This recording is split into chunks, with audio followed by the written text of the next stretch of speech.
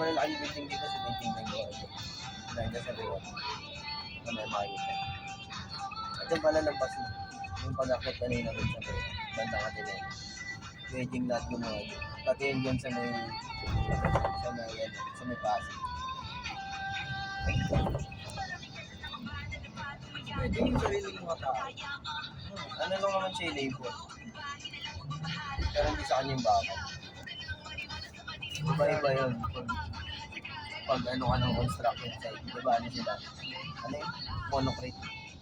International yun. Tsaka yung isa pa, parang triple E. Ay, yung monocrate mo, hindi pala sa kanila.